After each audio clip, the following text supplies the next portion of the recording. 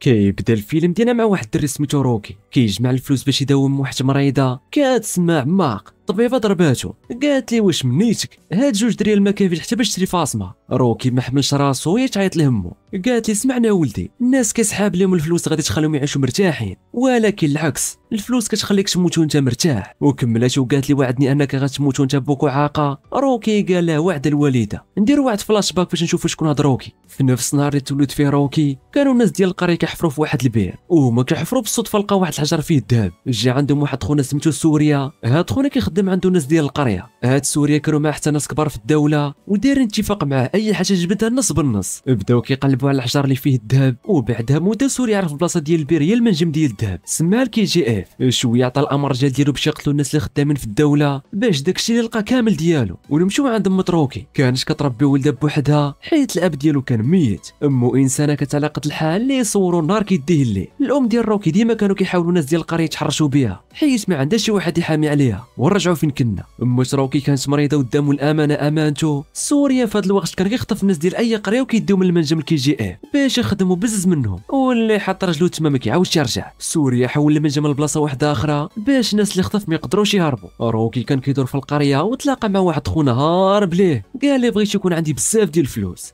قال لي يا سهله البيضه والنعناع تعيش بلا ضياع. خونا قال لي الا بغيتي يكون عندك الفلوس خاصك تكون عندك القوه. وكملوا قال لي الا بغيتي القوه خاصك تمشي لمدينه مومباي. روكي حتى هو ماشي من العاكسين مشى قصد مومباي. روكي اللي بالي كيبغي يسلخو باش يفرض السيطره ديالو. واحد خونا قال لي يا غتشهدني غنطحمو انت فيك نص متر وكتنقز. في هذا الوقت مدينه مومباي كانوا كيتحكموا فيها العصابات اماكن غير البيضه والنعناع. ومن هاد العصابات كاينين جوج شادين ضد مع بعضياتهم باش وحده فيهم تحكم المدينه. العصابه ديال واحد سميتو خليل والعصابه الثانيه ديال واحد سميتو شيتي. روكي بغى يدخل مع العصابه ديال شيتي هضر مع واحد من الرجال ديال شيتي سميتو مراد قال روكي الا خدمتي مزيان السميت ديالك غادي تعرف في مومباي. النهار الثاني جا واحد خونا عند مراد قال لي كاين واحد البوليسي كيراقب شيتي وخاصنا نعطيوه علاش كيقلب. مراد قال لي واش منيتك انت كيفاش غضرب بوليسي البراه شي واحد فيكم يقدر يضرب بوليسي يلا اللي قادر يزيد ديه. شكون هاد خونا اللي غادي يزيد ديه صاحبنا روكي البار هوش ناضي.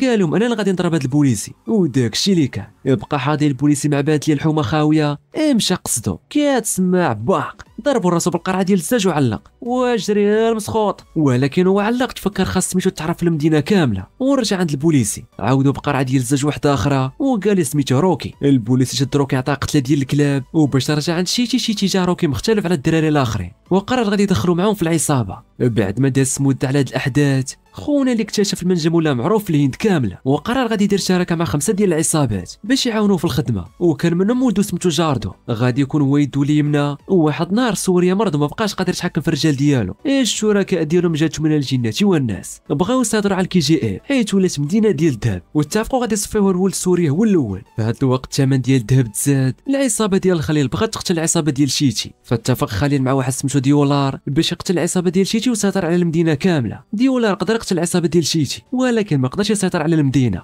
علاش ما قدرش يسيطر على المدينه حيت كاين الوحش روكي كان كبر والعصابات ديال المدينه كاملين كيخافوا منه. ولكن الرجال ديال العصابات كاملين اتفقوا يقتلوه وداك الشيء اللي كان قدروا يشدوه حاصروا في واحد القنت.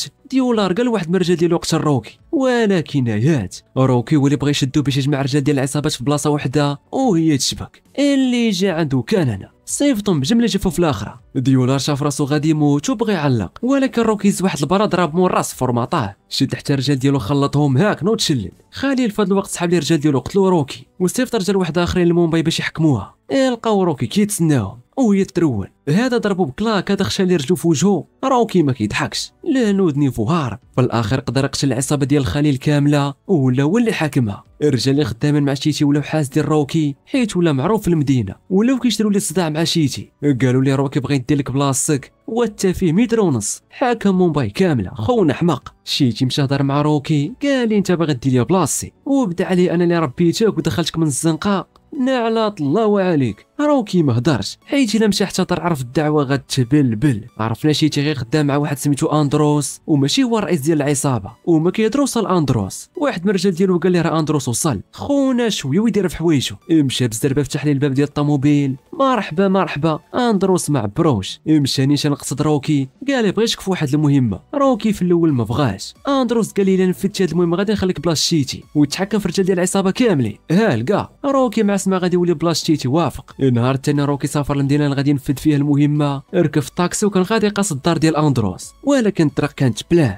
مشى روكي باش يشوف شنو واقع، لقى واحد البنت سميتها رينا دايره حفله وساده الطريق. روكي قصدها واخاتنا بيا ومول السكريبت الله ياخذ فيك الحق. بغى يهضر معها روكي ولكن الرجال ديالها هجموا عليه. خونا ما كيضحكش، اللي شدو كيطوعوا وبريسلي وما دارهاش. هاد الهنود عندهم سلوكيه برو ماكس. ختنا قالت لي انت ما عرفنيش بنت من انا، وقالت لي انت باينه فيك جديد في المدينه. قال لا بنت من زعما واتي خوالي الطريق ندوز في حالي. ختنا خلاتو يدوز ومشى روكي عند اندروس. روكي سولو شنو هي المهمه. اندروس قال غتقتل واحد سميتو جاردو حيت هو اللي غادي يورث مدينه KGF. روكي وافق وبدا كيجمع معلومات على جاردو ولد سوريا. في الجهه واحده اخرى كنشوفوا رينا مع الخطيب ديالها، كانت كتعاود على خونا اللي ما خلاتش تكمل الحفله ديالها. كانت كتقصد روكي، خطيبها بغى يبان حداها عرندس، تزادت فيه ضلعه. قال ما تخافيش غنشد خونا حلاق ونجبدهم ليه. خطيب عطى امر الرجال ديالو قلبوا على خونا وبداو بالمطار هو الاول، حيت رينا عرفات روكي جديد في المدينه. صيفط الرجال ديالو شوفوا السجل ديال الناس اللي جاوا البارح للمدينه وخدوا السميات ديال الناس والعناوين ديالو فين كيسكنوا. ركبوا في الطوموبيلات ومشات معاهم حتى رينا وبداو كيدوروا دار بدار، ولكن والو. مشاو لواحد لوطر بدا كيقلبوا والو ما لقاوهاش. رينا كان ديزا من واحد الغرفه حتى شي واحد جرها. ختنا ما فهمت والو. وشكون اللي جرها؟ كان صاحبنا روكي. يلا ضربها بواحد التحمحيمه.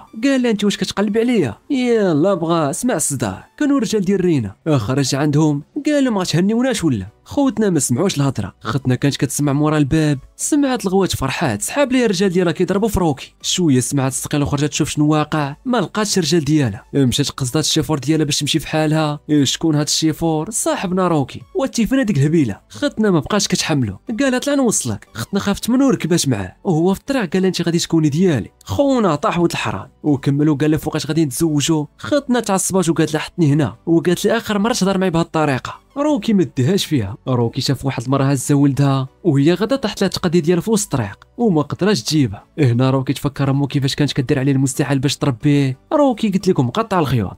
مشى حبس الطوموبيل في وسط الطريق باش المراه تجيب الخضره ديالها. الطوموبيلات بداو كيكلاكسونيو. روكي مبرد، جبد سلاح كلشي سقل. امالكم الكلاكسون خسر ولا؟ هبط روكي من الطوموبيل ومشي يجمع مع المراه الخضره. ختنا كانت خايفه. روكي قال ما عندكش مناش تخافي. جمع مع التقديه ومشات. وروكي رجع للطوموبيل. رينا كانت بدات كطيح ولد الحرام طيحها. في الليل روكي مشى للبار اللي سهرانه فيه رينا. مع دخل دوروا رجال ديال رينا وكان معاه حتى الخطيب ديالها. الخطيب ديالها بغى يقتلو ولكن رينا ما خلاتوش وقالت روكي شوف انت اللي داير فيها سبع، الا قصتيني قدام خطيبي غادي نولي ديالك وغنمشي معاك بخاطري.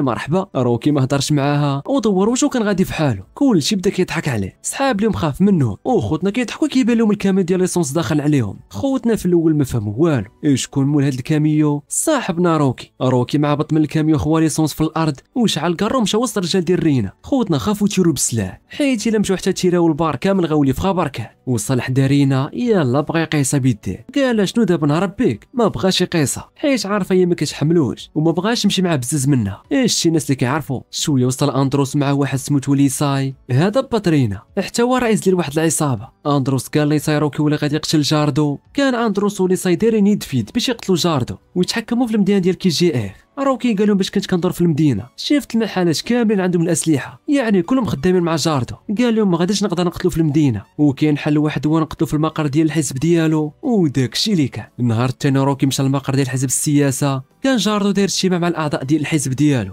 الرجال ديال اندروس حتى هما كانوا تما باش يعاونوا روكي. السلاح كان مفكك وكل جزء منه كاين مع واحد من الرجال ديال اندروس. روكي خدا جزء من هنا جزء من لها، بقى بحال هكا حتى يقدر يكمل السلاح كامل. ولكن بعد الهدوء عاصفه يلقاو راسهم حاصرين كاملين من الرجال ديال جاردو مشى نيشان قدام التمثال ديالو. قال لهم الاب ديالي كان معروف في العالم كامل وكلشي كان كيضرب لي 1000 حساب، ولكن انا راني فايتو بسنوات ضوئيه، يعني بلا ما يحاول شي واحد يلعب معايا حيت في اي لحظه تقدر تلقى راسك كتشوف في الاخره. خونا جا قال جوج كلمات ومشى في حاله. في الليل اندروس تجمع مع الشركاء ديالو. خونا كان حاقد وفي نفس الوقت كان خايف من جاردو. ديسا يهضر مع اندروس وتتزقلنا من الموت صحيبي. جاردو ما بغاش يقتلنا باش يفرض السيطره ديالو علينا والمهمه ديال القتل ديالو صعيبه وباقي لينا حل واحد، خاص شي واحد يمشي للمدينه ديال KGF ويتنكر في الناس اللي خدامين تما، وإلا قدر يدخل المدينه ديال KGF غيكون ساهل يقتل جاردو. هاد المهمه كانت صعيبه ولكن صاحبنا روكي اللي جا مرحبا هز يديه وقال لهم انا اللي غادي نمشي لهاد المدينه وانا اللي غادي نقتل هاد جاردو. النهار الثاني روكي بدا كينفذ في الخطه واندروس عطاه خريطه ديال مدينه كي جي اف، ولكن قال هاد الخريطه ما كاملاش وخاصك انت اللي تعرف الخريطه ديال مدينه كي جي اف.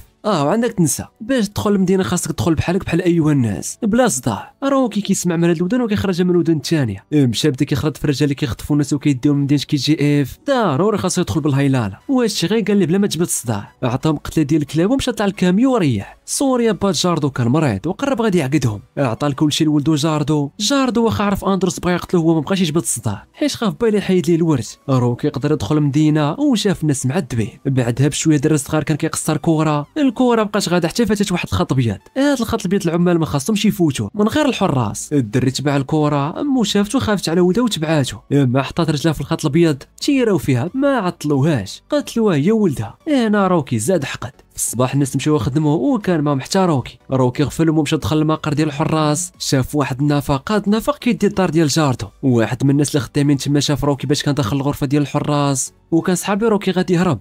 طلب من روكي الا كان غادي يهرب يديه معاه. روكي خاف وبدا كيضرب في خونا. واحد من الحراس مشى عند جاردو وقال لي وصلاتنا شي تنقنيقه. شي واحد دخل الغرفه ديال الحراس. جاردو قال لي يجمع ناس كاملين ديال المدينه وداك الشيء اللي كان. تجمعوا العمال ديال المدينه وسولهم جاردو شكون اللي باغي يقتلني. خونا اللي شاف روكي دخل الغرفه ديال الحراس كان خايف على مرته حيت كانت حامله وما بغاش يبرقق بروكي ومشى هو عند جاردو. قال لي انا اللي بغيت نقتلك. الحراس ما عطلوش قتلوه. في الليل اندروس وصلته الخبار شي واحد بغى يقتل جاردو ولكن قدروا يلقاوه وقتلوه. خوتنا صحاب المروكي هو اللي مات وفشلت الخطه ديالو. رينا سمعت روكي مات بقى فيها الحال.